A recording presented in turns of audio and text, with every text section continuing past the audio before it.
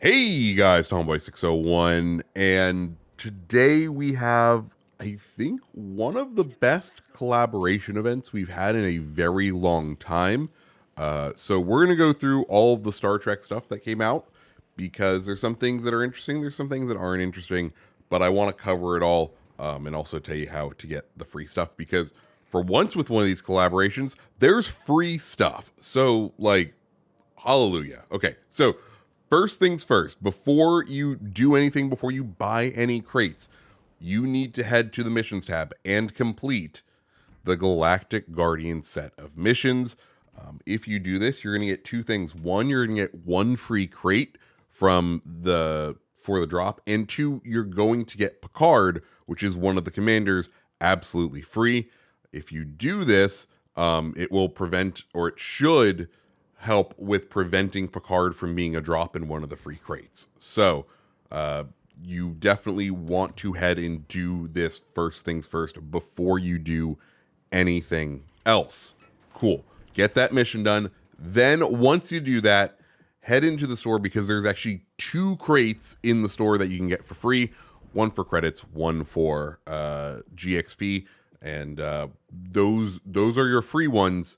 And enjoy them because usually we don't get free stuff. So thank you, Wargaming, because like I said, usually not something we get. Now, what is in these crates? Well, let's go ahead and go over the drop rate. The crates are called replicator crates. They have a 17.5% chance of giving 1.75 million credits, 17% chance of 30,000 global XP, 15% chance of 15 sci-fi camos, 10% chance of 10 promotion orders, a 10% chance of dropping the commanders Picard, Sela, Garin, or Spock, which are duplicate protected against getting duplicates. So you won't get a duplicate of any of those until you have all four.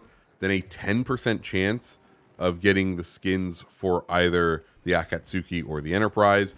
And then a 6% chance of getting one of the two unique ships, the Bortos or the Diker, and then a 5% chance of 20 promotion orders, 4% chance of accommodation, 2% chance of an insignia, 1% chance of 2 insignias, and a 1% chance of 4 accommodations.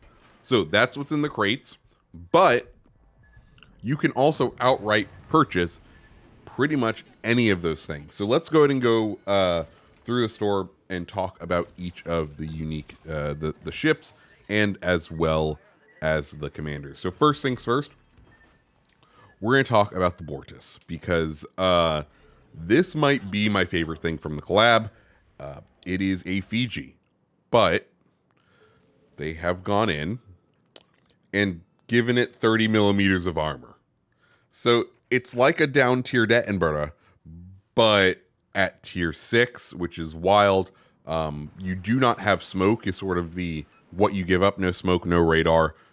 But down at tier 6, you get 30 millimeters of armor, which lets you bounce pretty much any AP you're going to come into contact with at that tier. Yeah, it's a wild time. For those of you who enjoy having fun, this is the high skill floor, very fun ship for this update. So it's great. Next, we have the Daikar, which I did not get.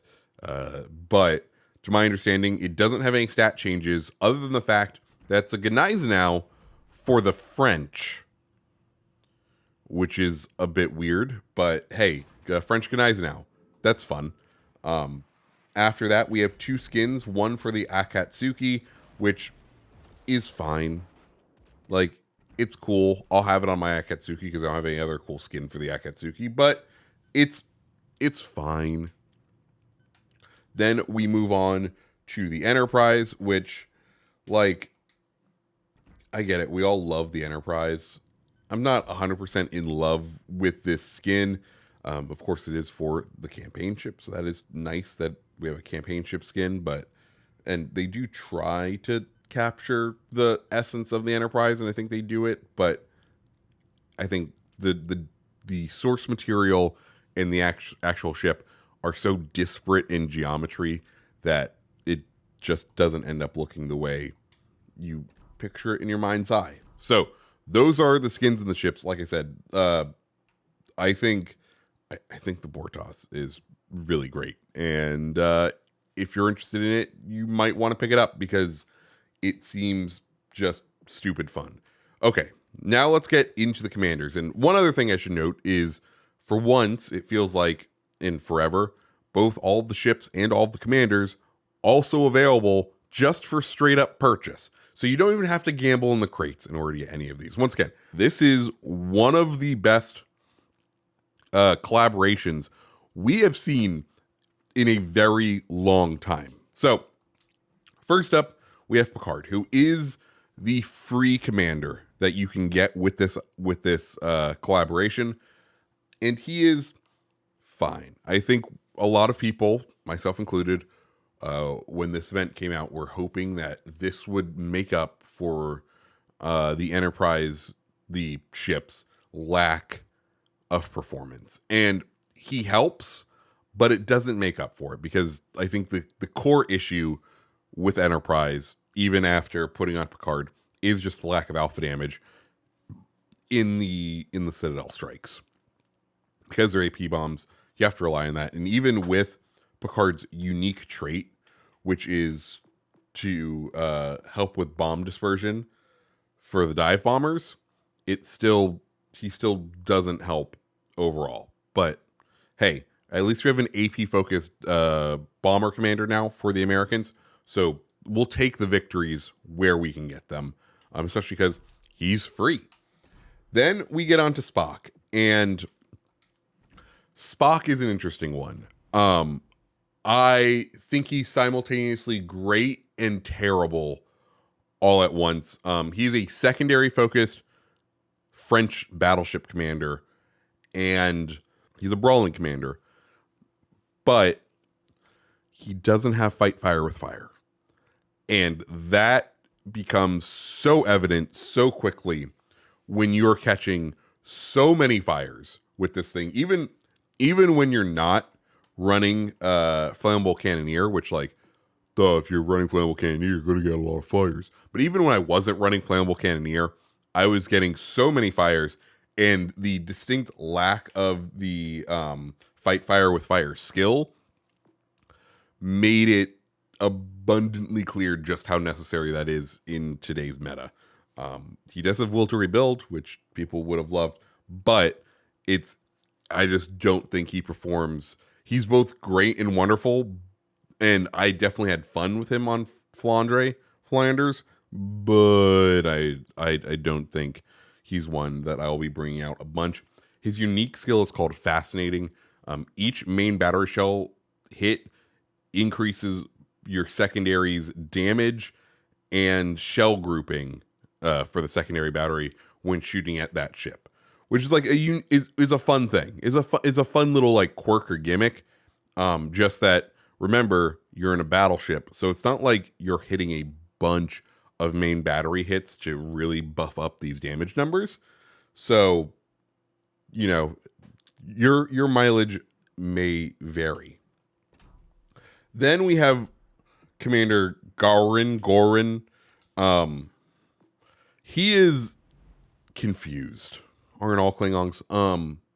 He is definitely a confused commander. First off, his base trait is incoming damage from projectiles to your cruiser, while the secondary battery is aiming or shooting, you'll decrease it. And for one, I do want to combine this on Azurlane Bismarck and then put it on Schroeder, just for like a 20% damage reduction when Schroeder has its secondaries going. Like that's where my head goes with Garin. That's about the only fun thing I can really think about, because his unique skill, one, he's a hybrid build overall, which like isn't a bad thing. I think it could be definitely interesting overall. But his unique skill boosts main battery damage when you're 7 kilometers and below with someone. So I have to be incredibly so let me get this straight. I have to be incredibly close to someone in order to get bonus damage, which like British cruisers, other than Attenborough and the new one, aren't exactly known for brawling. And even then, I wouldn't want to take some of them deliberately brawling and lose one of my whole skills just for when an enemy ship is within 7 kilometers and I'm shooting at it. I just don't think that skill is worth it overall. So I think he is sort of a pass. The final commander is one that I think has tremendous potential if you have some other commanders. Commander Sela, her base trait, she's going to boost torp speed and engine boost cooldown time, which kind of useless. But then her unique skill is Tall Shiar Cloak, which reduces torpedo detectability and gives you a minus 7% sea detectability range. So you're getting nearly the same concealment as Fragile Threat, but instead of giving up hit points, you're going to be giving up smoke screen dispersion time, which in a Japanese destroyer, I'm more than willing to give up smoke screen dispersion time for that benefit, because how often are you sitting in your smoke firing guns as a Japanese destroyer? Usually not very much, because you're out and about doing torpedo-y things. So that is a downside I'm more than willing to pay for this. And if you have someone like, I don't know, a Zerlane Atago, who has up to 200 meters of torpedo detectability to be able to be taken out, you're looking at minus 300 meters of torpedo detectability for your enemy, which makes those torpedoes a good chunk stealthier than they were. So all of that combined together, I think Sela is one of those that I would definitely consider bringing out a lot more, just because I think she will be powerful. She puts Gunzo Chiha for me on the level, who I run on all of my current IJN destroyers, because of Gunzo's ability just to throw torpedoes out at the cost of torpedo damage. So I think Sela is one of the like potentials here. Like, don't be mad if you get Sela for free. And guys, that's the update. Those are the collaboration. Like I said, I think this is one of the best collaborations we have had in a very, very long time. And I am happy to see some interesting stuff here. But guys, let me know what you think down below. If you like the video, hit the like button, hit the subscribe button, and I hope you have a fantastic rest of your day. See ya.